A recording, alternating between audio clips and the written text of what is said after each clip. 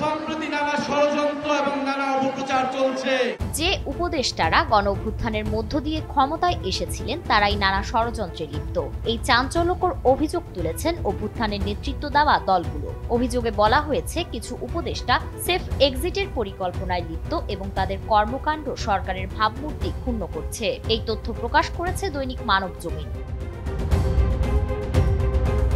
প্রতিবেদনে বলা হয়েছে, বিশেষ করে জামায়াত ও এনসিপির পক্ষ থেকে এই অভিযোগ তোলায় রাজনৈতিক অঙ্গনে তোলপাড় সৃষ্টি হয়েছে। কিছু উপদেষ্টা সেফ এক্সিটের কথা ভাবছেন, এমন মন্তব্য করেছেন এনসিপির আহ্বায়ক নাহিদ ইসলাম। 10 বছরের যাত্রা তো কেবলই শুরু। একসাথে গ্রো করার এই জার্নি চলুক আগামীতেও। পাঠাও 10 years of growing with you। Nahid নিজেও অন্তর্বর্তীকালীন সরকারের উপদেষ্টা ছিলেন। তিনি জানিয়েছেন, উপদেষ্টাদের মধ্যে যারা সেফ এক্সিট খুঁজছেন তাদের নাম প্রয়োজনে প্রকাশ করা হবে। নাহিদ ইসলামের এই মন্তব্যের পরই সরকারের কয়েকজন উপদেষ্টাও প্রতিক্রিয়া জানিয়েছেন।